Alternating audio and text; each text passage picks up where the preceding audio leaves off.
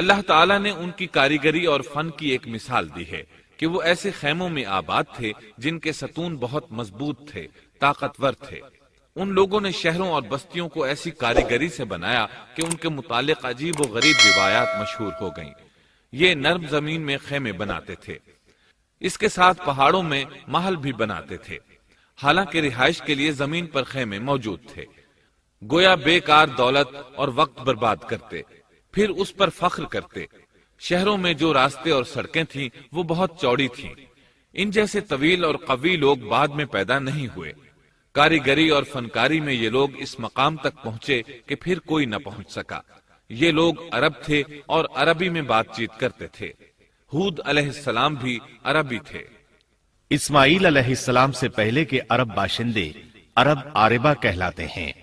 ان کے مشہور قبائل یہ ہیں: عاد، سمود، جرہم، امیم، قحطان اور مدین وغیرہ۔ ابراہیم علیہ السلام کی اولاد میں اسماعیل علیہ السلام کے بعد آنے والے لوگ عرب مستعربہ کہلاتے ہیں۔ اسماعیل علیہ السلام عربی نہیں تھے، کنعانی تھے۔ جب ابراہیم علیہ السلام اسماعیل علیہ السلام کو مکہ معظمہ میں چھوڑ آئے اور اسماعیل علیہ السلام نے عربوں سے میل جول قائم کیا تو ان سے عربی سیکھ لی اور اس میں بہت مہارت پیدا کر لی، یہاں تک کہ آپ کو عرب کا فصیح کہا جانے لگا۔ اہل عرب میں فصاحت و بلاغت آپ ہی سے آئی۔ رسول اللہ صلی اللہ علیہ وسلم بھی اسی انداز میں فصیح و بلیغ عربی میں بات کرتے تھے۔ طوفان نوح کے بعد جب دوبارہ لوگوں کو پیدا کیا گیا تو وہ ایک مرتبہ پھر ان بستیوں میں رہنے کے لیے چلے گئے جہاں نوح علیہ السلام رہا کرتے تھے۔ نوح علیہ السلام شام کے شمال اور ترکی کے جنوبی علاقوں میں رہا کرتے تھے۔ لوگ یہاں آباد ہو گئے۔ پھر یہاں سے کچھ لوگ فلسطین اور شام کی طرف ہجرت کر گئے اور کچھ لوگ جزیرے کی طرف ہجرت کر گئے، اور قوم عاد جزیرے کے جنوب میں آ کر آباد ہو گئی۔ اس وقت تمام لوگ توحید پر تھے۔ طوفان کے ساتھ جب زمین پامال ہو گئی تو اس پر سوائے نوح علیہ السلام کی اولاد کے اور کوئی زندہ نہ رہا۔ یہ لوگ توحید پرست تھے، لیکن وقت کے ساتھ ساتھ قوم عاد آباد ہوئی اور شیطان نے ان کے دلوں میں وسوسہ ڈالا۔ اس طرح وہ شیطان کی عبادت کرنے لگے۔ چنانچہ قوم نوح کے بعد سب سے پہلے جس قوم نے بت پرستی اختیار کی وہ قوم عاد تھی۔ اس قوم کو اللہ تعالیٰ نے بہت ڈیل ڈول دیا تھا۔ وہ بہت طاقتور قوم تھی۔ مفسرین بیان کرتے ہیں کہ ان کے جسم بہت مضبوط اور ٹھوس تھے، قد بہت لمبے تھے۔ آدم علیہ السلام کا قد 60 ہاتھ تھا۔ اس قوم کا قد بھی قریباً اتنا ہی تھا۔ اس طرف سورۃ الاعراف آیت 69 میں اشارہ موجود ہے۔ اللہ تعالیٰ فرماتے ہیں: وَاذْكُرُوا إِذْ جَعَلَكُمْ خُلَفَاءَ مِن بَعْدِ قَوْمِ نُوحٍ وَزَادَكُمْ فِي الْخَلْقِ بَسْطَةً فَاذْكُرُوا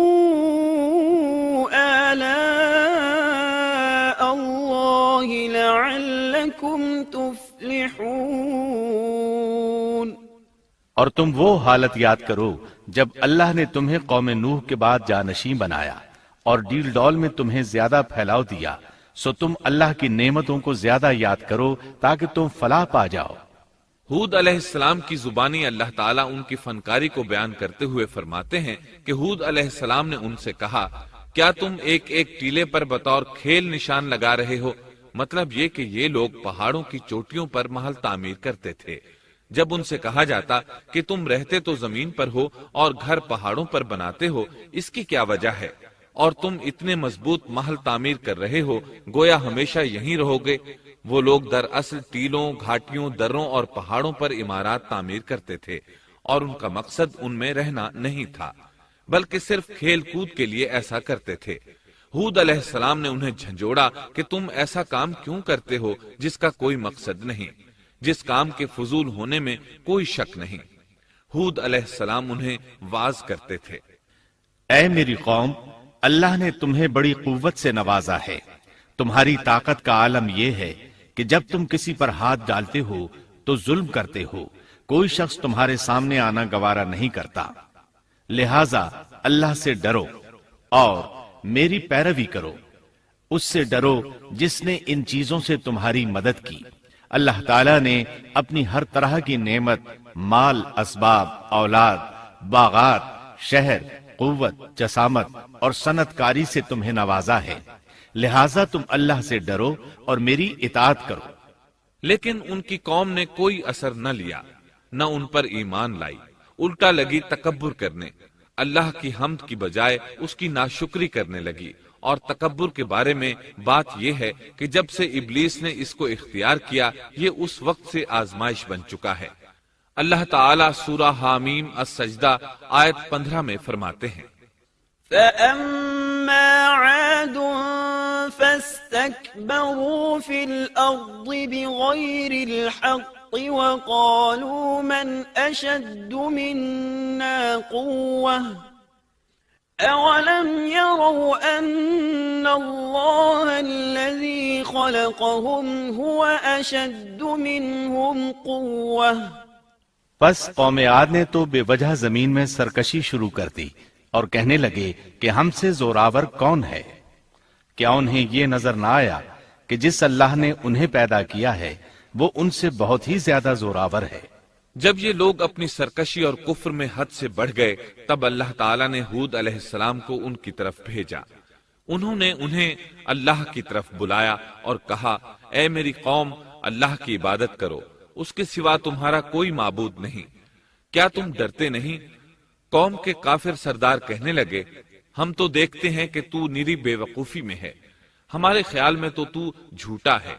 اس پر ہود علیہ السلام نے فرمایا، میری قوم، میں بے وقوف نہیں، میں تو تمام جہانوں کے پروردگار کی طرف سے بھیجا گیا ہوں، تمہیں اپنے رب کے پیغامات پہنچا رہا ہوں، اور ہوں بھی تمہارا دلی خیرخواہ اور امانت دار۔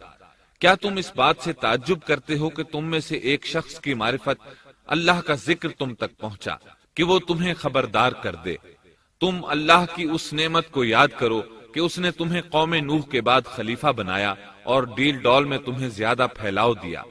تم اللہ کے احسانات کو یاد کرو تاکہ فلاح اور نجات پا جاؤ۔ ہود علیہ السلام نے اللہ کی عظیم نعمتوں کے ساتھ انہیں نصیحت کی، لیکن وہ بدبخت کفر ہی کرتے رہے۔ آخر انہیں جھنجھوڑنے کے لیے انہوں نے فرمایا، اے میری قوم، اللہ ہی کی عبادت کرو، اس کے سوا تمہارا کوئی معبود نہیں۔ تم تو صرف بہتان بازی کر رہے ہو، یعنی جن بتوں کی تم پوجا کر رہے ہو ان کی پوجا تم نے خود گھڑی ہے۔ اللہ تعالیٰ نے تو اس کے متعلق کوئی دلیل نازل نہیں فرمائی۔ میری قوم کے لوگوں، میں تم سے اس دعوت و تبلیغ کی کوئی اجرت نہیں مانگتا، میرا اجر اس کے ذمے ہے جس نے مجھے پیدا کیا ہے، تو کیا تم پھر بھی عقل سے کام نہیں لیتے؟ اے میری قوم کے لوگوں، اپنے رب سے گزشتہ گناہوں کی معافی طلب کرو، آئندہ گناہوں سے توبہ کرو، تاکہ وہ برسنے والے بادل تم پر بھیج دے اور تمہیں طاقت میں اور بڑھا دے، تاکہ تم گناہگار ہونے کے باوجود روگردانی نہ کرو۔ ہود علیہ السلام مسلسل انہیں دعوت دیتے رہے، لیکن وہ ظالم قوم نوح کی طرح ان کا مذاق اڑانے لگی اور کہنے لگی، ہمارے خیال میں تو بے وقوف ہے، اور شاید تو ہمارے کسی معبود کے بڑے جھپٹے میں آ گیا ہے، تو ہمارے بتوں کو برا کہتا ہے، اس لیے ان میں سے کسی کی مار تم پر پڑی ہے، اسی لیے تو ذہنی مریض بن گیا ہے۔ وہ ظالم لوگ چونکہ آخرت پر ایمان نہیں رکھتے تھے اور دنیا میں خوشحالی کی زندگی بسر کر رہے تھے اور تھے بھی اپنی قوم کے سردار، اس لیے اپنے ماتحتوں سے کہنے لگے، یہ تو تم جیسا ہی انسان ہے، وہی کچھ کھاتا ہے جو تم کھاتے ہو اور پیتا بھی وہی کچھ ہے جو تم پیتے ہو۔ اب اگر تم نے اپنے جیسے انسان کی اطاعت قبول کر لی تو سخت خسارے میں رہو گے۔ کیا یہ تمہیں اس بات سے دھمکاتا ہے کہ جب تم مر کر خاک اور ہڈیاں بن جاؤ گے تو پھر زندہ کیے جاؤ گے؟ ہرگز نہیں، یہ بات امکان سے باہر ہے جس کا وعدہ تم سے کیا جاتا ہے۔ یہ زندگی تو صرف دنیا کی ہے، ہم مرتے جیتے رہتے ہیں، ہم پھر نہیں اٹھائے جائیں گے۔ یہ تو وہ شخص ہے جس نے اللہ پر جھوٹ باندھا ہے، ہم اس پر یقین کرنے والے نہیں۔ ہود علیہ السلام انہیں دعوت دیتے رہے، یہاں تک کہ ان کی قوم نے واضح طور پر کہہ دیا کہ آپ ہمیں واز سنائیں یا نہ سنائیں، ہم تو اپنی روش نہیں چھوڑیں گے، یہ تو پرانے لوگوں کا دین ہے۔ اس طرح قوم انہیں مسلسل جھٹلاتی ہی رہی۔ آخر ہود علیہ السلام نے بھی انہیں کھلم کھلا دھمکی دی اور فرمایا، لوگوں سنو، میں صرف تمہیں ہی نہیں اللہ کو بھی گواہ بنا کر اعلان کرتا ہوں کہ اللہ کے سوا جس جس کی عبادت ہو رہی ہے میں ان سب سے بری طرح بیزار ہوں۔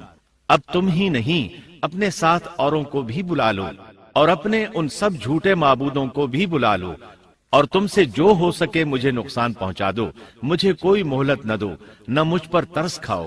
یہ فرمانے کے بعد انہوں نے اللہ سے دعا کی، رب انصرنی بما کذبون،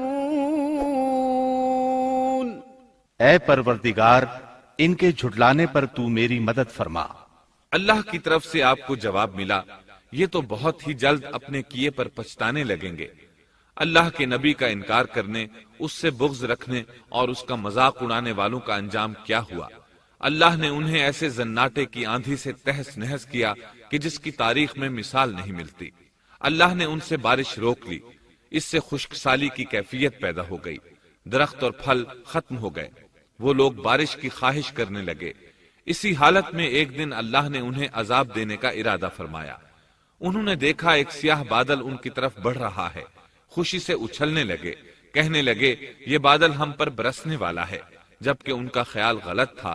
دراصل ابر کی صورت میں یہ وہ قہر الہی تھا جس کے آنے کی وہ جلدی مچا رہے تھے۔ وہ عذاب ان کی بستیوں کی تمام چیزوں، پھلوں، خیموں، درختوں کو تہس نہس کرتا ہوا آیا۔ اسے اللہ کا یہی حکم تھا۔ آندھی اس قدر زبردست تھی کہ پہاڑوں پر ان کے تعمیر کردہ محلوں تک کو اڑا لے گئی۔ مجرموں کا یہی بدلہ ہے۔ اللہ تعالی سورۃ الزاریات آیت 41 اور 42 میں فرماتے ہیں، وفي عاد إذ أرسلنا عليهم الريح العقيم ما تذر من شيء أتت عليه إلا جعلته كالرميم۔ اسی طرح عادیوں میں بھی ہماری طرف سے تنبیہ ہے، جبکہ ہم نے ان پر خیر و برکت سے خالی آندھی بھیجی، وہ جس جس چیز پر گرتی تھی اسے بوسیدہ ہڈی کی طرح چورا چورا کر دیتی تھی۔ اس آندھی نے ہر چیز کو فنا کر کے رکھ دیا۔ اللہ تعالیٰ ان کی تباہی ایک جگہ ان الفاظ میں بیان کرتے ہیں، قوم عاد نے بھی جھٹلایا، پس کیسا ہوا میرا عذاب اور میری ڈرانے والی باتیں۔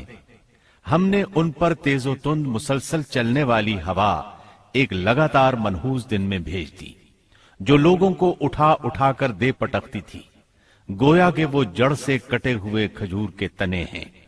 پس کیسی رہی میری سزا اور میرا ڈرانا۔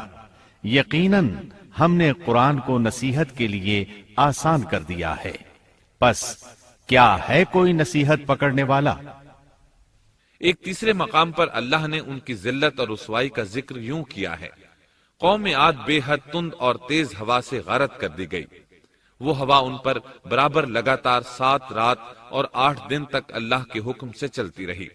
آپ وہاں ہوتے تو دیکھتے کہ وہاں لوگ یوں چاروں شانوں چت گرے پڑے ہیں جیسے وہ کھجوروں کے کھوکھلے تنے ہوں۔ کیا ان میں سے کوئی بھی آپ کو باقی نظر آ رہا ہے؟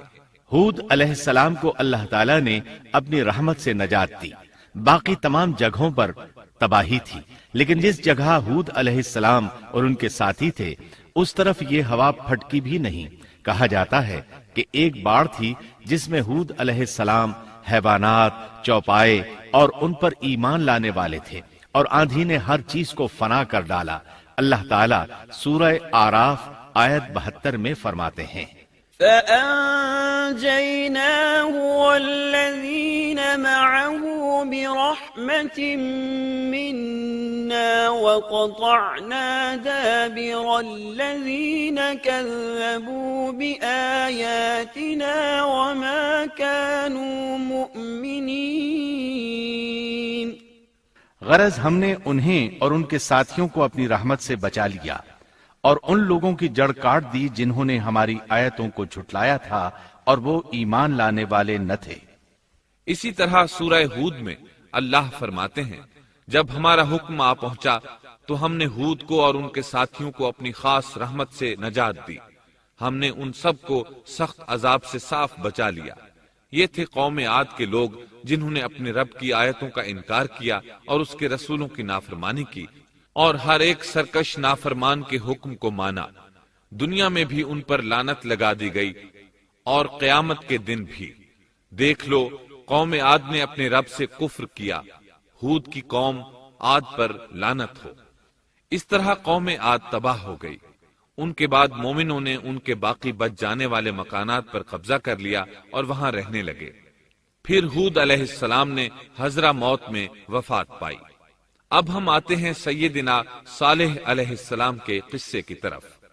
دن گزرتے گئے اور لوگ ایک بار پھر ابلیس لعین کے وسوسے میں آ کر کفر کی طرف پلٹ آئے، کیونکہ ابلیس کسی بھی شخص کو وسوسے میں ڈالے بغیر نہیں چھوڑتا۔ اس طرح ایک بار پھر کفر پھیل گیا، چنانچہ اللہ نے ان کی ہدایت کے لیے صالح علیہ السلام کو مبعوث فرمایا۔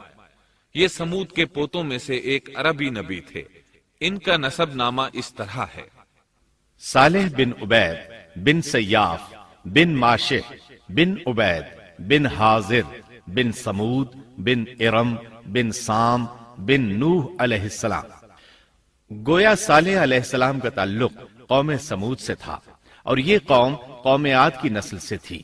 سمود کی قوم نے یمن کو خیر باد کہا اور جزیرے سے شمال کی طرف منتقل ہو گئے، پھر وہاں ہجر نامی ایک بستی میں جا ٹھہرے۔ قرآن کریم کی سورۃ الحجر اسی بستی کے نام سے موسوم ہے۔ قوم عاد کا تذکرہ سورۃ الحجر کے علاوہ سورۃ الاحقاف اور سورہ ہود میں بھی ہے۔ اللہ تعالیٰ سورۃ الحجر آیت 80 میں فرماتے ہیں: وَلَقَدْ كَذَّبَ أَصْحَابُ الْحِجْرِ الْمُرْسَلِينَ، اور ہجر والوں نے بھی رسولوں کو جھٹلایا۔ ہجر قوم سمود کا مرکزی شہر تھا۔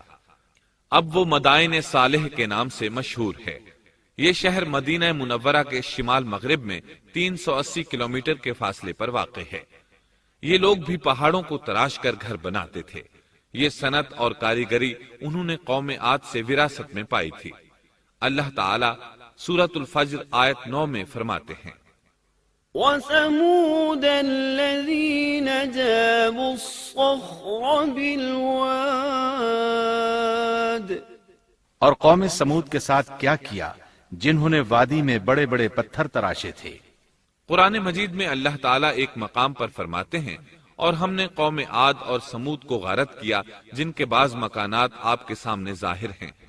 ان کے مکانات ان کی تباہی سے لے کر اب تک موجود ہیں۔ شام کے راستے میں خیبر، تیما سے تبوک تک قوم سمود کے آثار پائے جاتے ہیں۔ یہ لوگ کس طرح پتھر تراش تراش کر گھر بناتے تھے، اللہ تعالیٰ نے سورۃ الاعراف آیت 74 میں اس کا ذکر کیا ہے: وَاذْكُرُوا إِذْ جَعَلَكُمْ خُلَفَاءَ مِنْ بَعْدِ عَادٍ وَبَوَّأَكُمْ فِي الْأَرْضِ تَتَّخِذُونَ مِنْ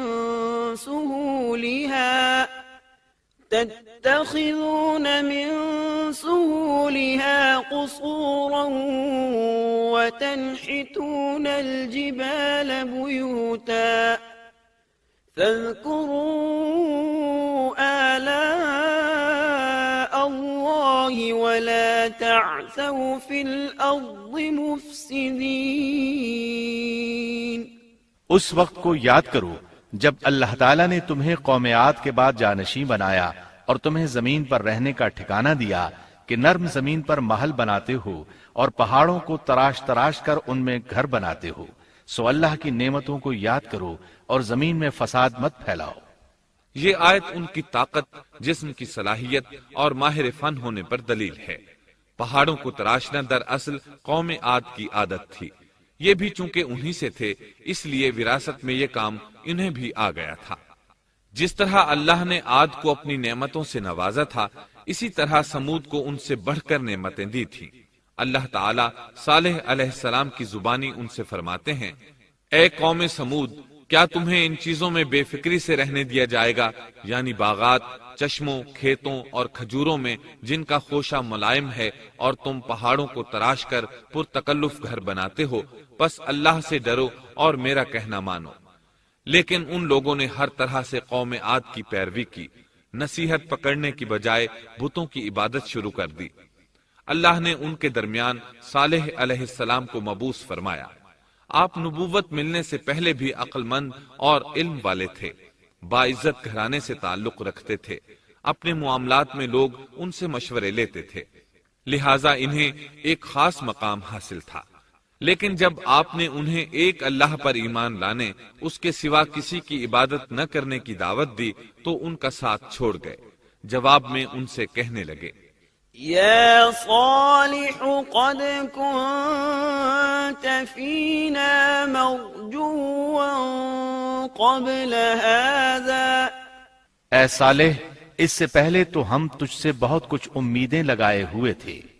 مطلب یہ کہ پہلے تو ہمارے نزدیک آپ کا بہت مرتبہ تھا، مقام تھا، ہمیں آپ سے بہت امیدیں تھیں، لیکن آپ نے تو یہ باتیں کہہ کر ہماری ساری امیدوں پر پانی پھیر دیا۔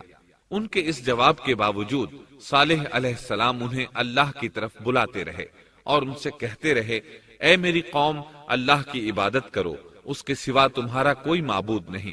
تمام انبیاء کی اپنی اپنی قوم کو یہی دعوت تھی کہ اے لوگو، اللہ کی عبادت کرو، اسی نے تمہیں زمین سے پیدا کیا ہے، اسی نے تمہیں زمین میں آباد کیا ہے، اس سے معافی طلب کرو، یقیناً میرا رب قریب ہے اور دعاؤں کو قبول کرنے والا ہے۔ اے میری قوم، تم نیکی سے پہلے برائی کی جلدی کر رہے ہو، اللہ سے معافی کیوں نہیں مانگتے کہ تم پر رحم کیا جائے؟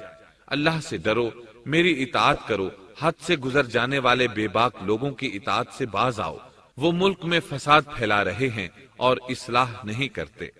صالح علیہ السلام نے ہود علیہ السلام کی طرح اپنی قوم کو نصیحت کی، لیکن ان ظالموں نے بھی اسی طرح کفر کیا جیسے قوم عاد نے کیا تھا۔ کہنے لگے، یہ کیسے ہو سکتا ہے کہ ہم اپنے میں سے ایک شخص کے تابع ہو جائیں؟ اس اکیلے کی اتنی زیادہ فضیلت کی آخر کیا وجہ ہے؟ ہم نہیں مان سکتے کہ ہم میں صرف اسی ایک پر اللہ کی باتیں نازل ہوتی ہیں۔ پھر وہ اس سے بھی آگے بڑھے اور اللہ کے نبی کو کھلے الفاظ میں پرلے درجے کا جھوٹا کہا، جادوگر کہا۔ پھر یہ سرکش اور کافر لوگ صالح علیہ السلام کے ساتھ ایمان لانے والے کمزور غریب لوگوں کو مخاطب کر کے کہنے لگے، کیا تم صالح پر ایمان رکھتے ہو؟ ہم تو اس کے منکر ہیں۔ اس طرح صالح علیہ السلام دن رات انہیں دعوت دیتے رہے، یہاں تک کہ یہ لوگ صالح علیہ السلام سے کہنے لگے، تم نے اور تمہارے ساتھیوں نے ہمارے اندر نحوست پھیلا رکھی ہے اور اسی لیے ہم مشکلات اور مصائب کا شکار ہیں، لہٰذا تم ہم سے دور ہو جاؤ۔ صالح علیہ السلام نے انہیں جواب دیا، تم پر نحوست اللہ کی طرف سے ہے، تم فتنے میں پڑے ہوئے لوگ ہو۔ پھر اس کے بعد وہ لوگ صالح علیہ السلام سے مکمل طور پر دشمنی کرنے لگے اور انہوں نے آپ کو یہاں تک کہہ دیا کہ آپ ہماری مجلس میں نہ آیا کریں کیونکہ آپ منحوس ہیں۔ پھر بات یہاں تک پہنچی کہ صالح علیہ السلام نے انہیں اللہ کے عذاب سے ڈرایا، دھمکایا اور کہا، يا قوم أرأيتم إن كنت على بينة من ربي وآتاني منه رحمة فمن ينصرني من الله إن عصيته فما تزيدونني غير تخسير۔ اے میری قوم کے لوگو، ذرا بتلاؤ تو، اگر میں اپنے رب کی طرف سے کسی مضبوط دلیل پر ہوا اور اس نے مجھے اپنے پاس سے رحمت عطا کی ہو، پھر میں نے اس کی نافرمانی کی، تو کون ہے جو اس کے مقابلے میں میری مدد کرے؟ تم تو میرا نقصان ہی بڑھا رہے ہو۔ یعنی فرض کرو اگر میں حق پر ہوا اور یقیناً میں حق پر ہوں اور اللہ تعالیٰ نے مجھے اپنی نبوت سے بھی نوازا ہے، پھر بھی میں تمہاری باتوں میں آ کر اس کی نافرمانی کروں تو بلا شبہ اس وقت میں گھاٹے میں ہوں گا اور تم بھی خسارہ پانے والے ہوگے۔ اس پر وہ ظالم لوگ مقابلے پر اتر آئے، کہنے لگے، اگر تو سچا ہے تو کوئی معجزہ لے آ، لیکن وہ معجزہ ہماری مرضی کے مطابق ہو، اس صورت میں ہم ضرور ایمان لے آئیں گے۔ آپ ایسا کریں کہ بستی کے کنارے پتھریلی چٹان میں سے دودھ دینے والی 10 ماہ کی حاملہ اونٹنی نکالیں، اس کا رنگ سرخ ہو۔ صالح علیہ السلام سے یہ مطالبہ کر کے وہ سردار لوگ ایک طرف بیٹھ گئے اور مذاق اڑانے لگے۔ ایک کہنے لگا اونٹنی 10 ماہ کی ہو، حاملہ ہو۔ دوسرا کہنے لگا لازمی طور پر اس کا رنگ سرخ ہو۔ پھر ایک تیسرا سردار بولا اس کی کھال پر بہت زیادہ اون ہو۔ چوتھا بولا موٹی تازی ہو، ہم نے پہلے اس قسم کی اونٹنی دیکھی نہ ہو۔ پانچواں بولا وہ اتنی بڑی ہو کہ اکیلی ایک دن تمام کنویں کا پانی پی جائے اور دوسرے روز ہم پئیں۔ یہ لوگ اسی طرح مذاق اڑا رہے تھے کہ صالح علیہ السلام نے ان سے کہا اگر تمہاری مطلوبہ اونٹنی تمہیں مل جائے تو کیا تم ایمان لے آؤ گے؟ سب نے مل کر کہا ہاں ضرور لے آئیں گے۔ صالح علیہ السلام نے فرمایا تب تم ایک دن سب لوگوں کو جمع کر لو۔ مقررہ دن وہ لوگ جمع ہو گئے۔ ان کی موجودگی میں صالح علیہ السلام نے اللہ سے دعا کی۔ زمین پر زلزلہ طاری ہوا، ان کی آنکھوں کے سامنے چٹان پھٹی اور اس سے بالکل ویسی ہی اونٹنی نکلی جیسا کہ ان کا مطالبہ تھا۔ انہوں نے اپنی زندگی میں ایسی اونٹنی کبھی نہیں دیکھی تھی۔ اس میں وہ تمام صفات موجود تھیں جن کا ذکر ان لوگوں نے کیا تھا۔ اللہ تعالیٰ صالح علیہ السلام کی زبانی سورہ ہود آیت 64 میں فرماتے ہیں وَيَا قَوْمِ هَذِهِ نَاقَةُ اللَّهِ لَكُمْ آيَةً فَذَرُوهَا تَأْكُلْ فِي أَرْضِ اللَّهِ وَلَا تَمَسُّوهَا بِسُوءٍ فَيَأْخُذَكُمْ عَذَابٌ قَرِيبٌ۔ اے میری قوم، یہ اللہ کی بھیجی ہوئی اونٹنی ہے، یہ تمہارے لیے ایک معجزہ ہے۔ اب تم اسے اللہ کی زمین میں کھاتی ہوئی چھوڑ دو اور اسے کسی طرح کی تکلیف نہ پہنچاؤ، ورنہ فوری عذاب تمہیں آ پکڑے گا۔ اس اونٹنی کو چونکہ کسی اونٹنی نے جنم نہیں دیا تھا، اس لیے اس کو ناقۃ اللہ یعنی اللہ کی اونٹنی کہا گیا۔ پھر صالح علیہ السلام نے فرمایا لوگو سن لو، ایک دن یہ اونٹنی پانی پیے گی، ایک دن تم پیو گے۔ تم میں سے کوئی اسے تکلیف نہ پہنچائے، ورنہ اللہ کا بدترین عذاب تم پر نازل ہوگا۔ سورۃ القمر میں اللہ فرماتے ہیں بے شک ہم اونٹنی کو ان کے لیے آزمائش بنا کر بھیج رہے ہیں، تم صبر کے ساتھ ان کے انجام کا انتظار کرو۔ اس نشانی کے ظہور کے بعد اللہ تعالیٰ نے صالح علیہ السلام کو مخاطب کر کے فرمایا تم اب دیکھتے رہو کہ ان کا انجام کیا ہوتا ہے، ان کی سختیوں پر صبر کرو۔ ان سے کہہ دو کہ پانی پر ایک دن ان کا اختیار ہوگا اور ایک دن اس اونٹنی کا، خبردار کوئی زیادتی نہ کرے اور اس اونٹنی کو پانی پینے سے نہ روکے۔ سورۃ الشمس میں اللہ تعالیٰ فرماتے ہیں کہ ان سے اللہ کے رسول نے فرما دیا تھا کہ اللہ کی اونٹنی کی اور اس کے پانی پینے کی باری کی حفاظت کرو، یعنی اسے نہ تو پانی پینے سے روکو اور نہ ہی اسے کوئی تکلیف پہنچاؤ۔ اس معجزے کو دیکھ کر لوگ دو گروہوں میں بٹ گئے۔ بہت کم لوگوں نے صالح علیہ السلام کی پیروی کی، ان پر ایمان لائے، جبکہ اکثر لوگ پھر بھی اپنے کفر پر ڈٹے رہے۔ اللہ تعالیٰ فرماتے ہیں ان لوگوں نے خود معجزے کا مطالبہ کیا تھا، لیکن اس کو اپنی آنکھوں سے دیکھنے کے باوجود ظلم پر اڑے رہے اور کفر پر اصرار کرتے رہے۔ سورۃ الحجر آیت 81 میں اللہ فرماتے ہیں وَآتَيْنَاهُمْ آيَاتِنَا فَكَانُوا عَنْهَا مُعْرِضِينَ، اور انہیں ہم نے اپنی نشانیاں بھی عطا فرمائی تھیں، لیکن پھر بھی وہ ان سے گردن موڑنے والے ہی رہے۔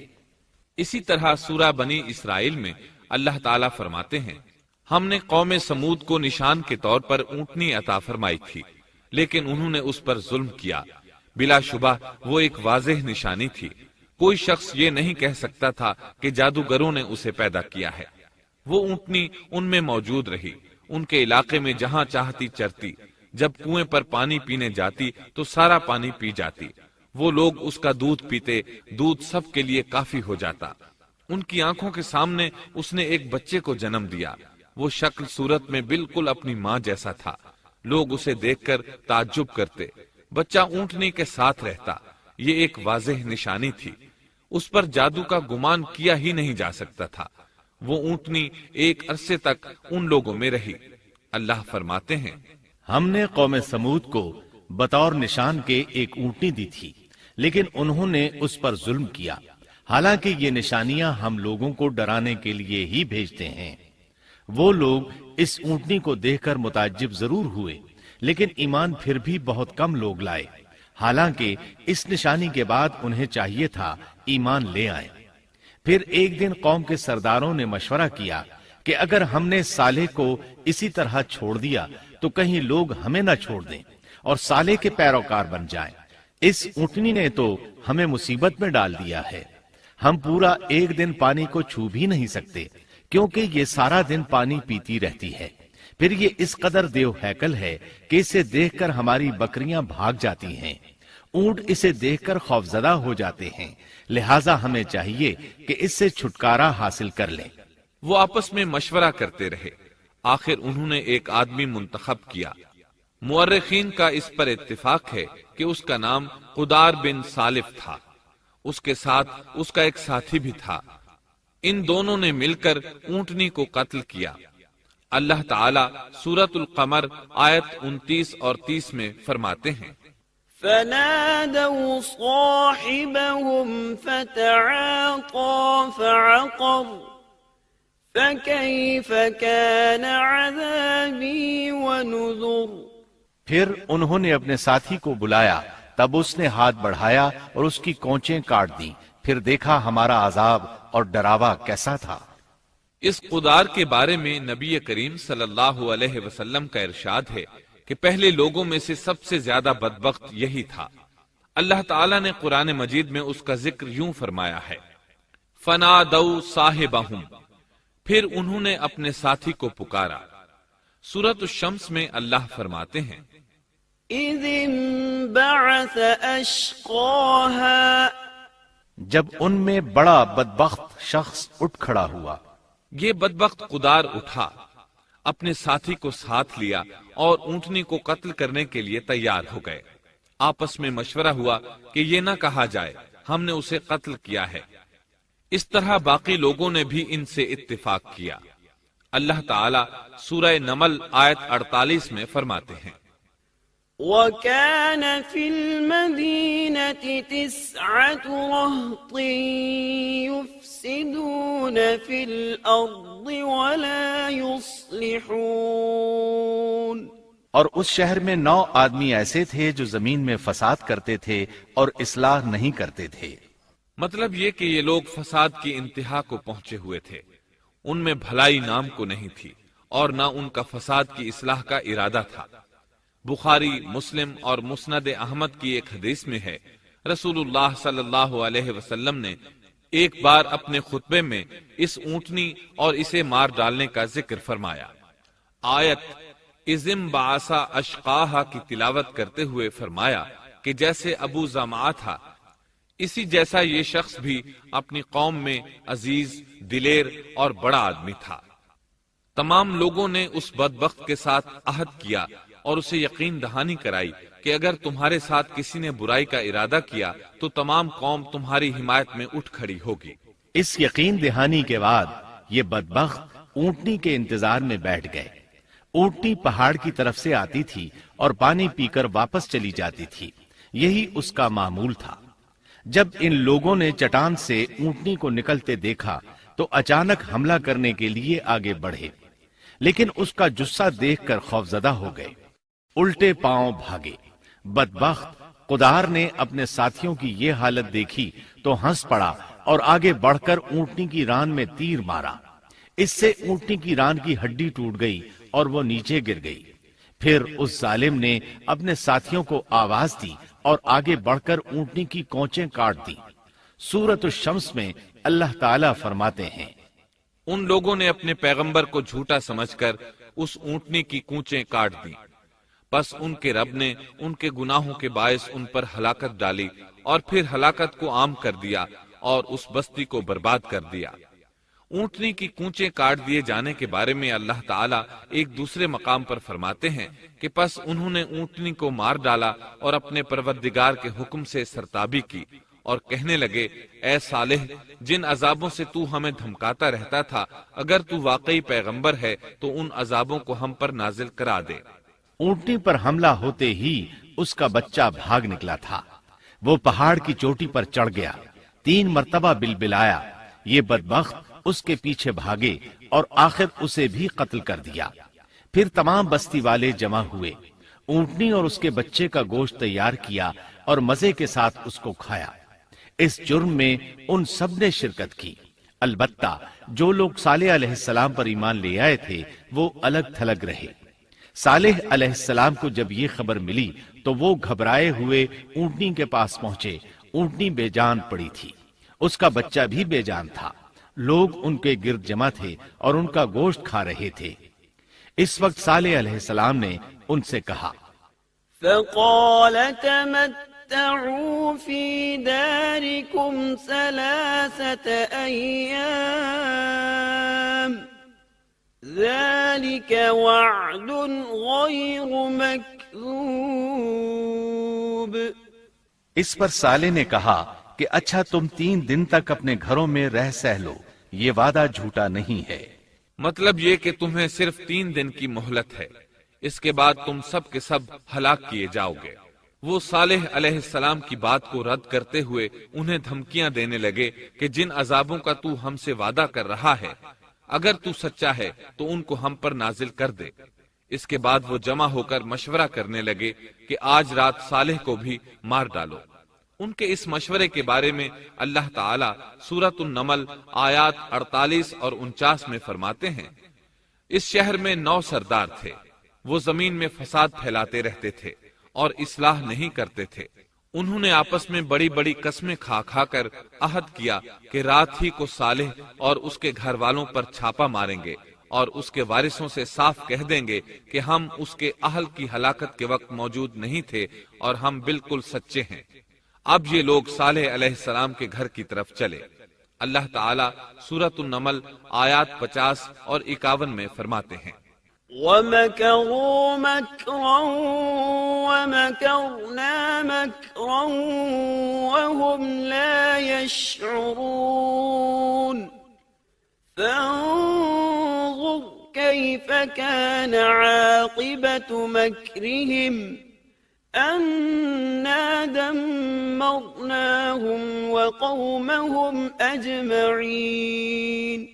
اور انہوں نے ایک داؤ کھیلا، سو ہم نے بھی ایک ایسا داؤ کھیلا کہ انہیں خبر بھی نہ ہوئی۔ پھر دیکھو کہ ان کے داؤ کا کیا انجام ہوا، ہم نے انہیں اور ان کی ساری قوم کو ہلاک کر دیا۔ صالح علیہ السلام کا گھر پہاڑ کی بلندی پر تھا۔ یہ فسادی لوگ ابھی اوپر چڑھ رہے تھے کہ زمین حرکت کرنے لگی۔ ایک چٹان اوپر سے لڑھکتی ہوئی آئی اور ان تمام کو پیس کر رکھ دیا۔ ان 9 فسادی لوگوں کی ہلاکت کے ساتھ ہی اللہ کے عذاب کی ابتدا ہو چکی تھی۔ چنانچہ صالح علیہ السلام نے اپنے ساتھیوں کے ساتھ اس بستی کو چھوڑ دیا، یعنی وہ ہجر کے علاقے سے نکل گئے۔ صبح ہوئی تو لوگوں نے ایک عجیب منظر دیکھا۔ قوم سمود کے تمام لوگوں کے چہرے زرد پڑ چکے تھے، وہ سب رونے لگے کیونکہ عذاب کے آثار شروع ہو چکے تھے۔ دوسرے دن تمام لوگوں کے چہرے آگ کی طرح سرخ ہو گئے اور تیسرے دن تمام کے چہرے سیاہ ہو چکے تھے۔ اپنی یہ حالت دیکھ کر سب لوگ رونے اور چیخ پکار کرنے لگے، اپنی قبریں کھودنے لگے۔ اب انہیں یقین ہو چکا تھا کہ عذاب کا وعدہ برحق تھا۔ اللہ تعالیٰ نے انہیں پہلی قوموں کی طرح ایک قسم کا عذاب نہیں دیا تھا، جیسے قوم نوح کو صرف طوفان کے ذریعے ہلاک کیا گیا، قوم عاد کو صرف طوفانی ہوا کے ذریعے ہلاک کیا گیا، لیکن قوم سمود کو اللہ تعالیٰ نے طرح طرح کے عذابوں سے دوچار کیا، اس لیے کہ انہوں نے اپنی مطلوبہ شرط پوری ہونے کے باوجود ایمان قبول نہیں کیا تھا۔ عذاب کی ابتدا زلزلے سے ہوئی، زمین حرکت کرنے لگی۔ اس کی وجہ سے وہ لوگ اپنے گھروں میں اوندھے کے اوندھے پڑے رہ گئے، ان میں اٹھنے کی طاقت تک نہ رہی۔ پھر آسمان میں سخت کڑاکا ہوا، اس کی ہولناک دہشت انگیز چنگھاڑ نے ان کے بھیجے پھاڑ کر رکھ دیے۔ ایک ہی لمحے میں ایک ساتھ وہ سب ڈھیر ہو گئے۔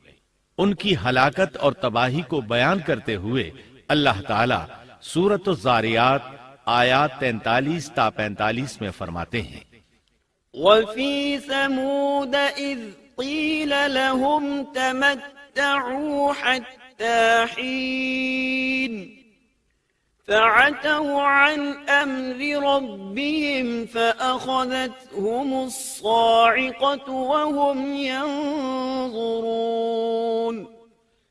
فما استطاعوا من قيام وما كانوا منتصرين.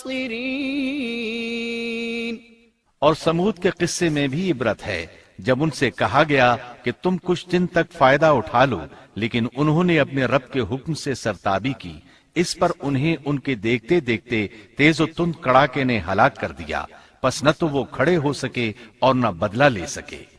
اسی طرح سورہ ہود میں اللہ تعالیٰ نے ان کی تباہی کا نقشہ اس طرح کھینچا ہے کہ ایک زور کی کڑک نے ان ظالموں کو آ لیا، پھر تو وہ اپنے گھروں میں زانو کے بل مردہ پڑے رہ گئے، ایسے گویا کہ وہ کبھی آباد ہی نہ تھے.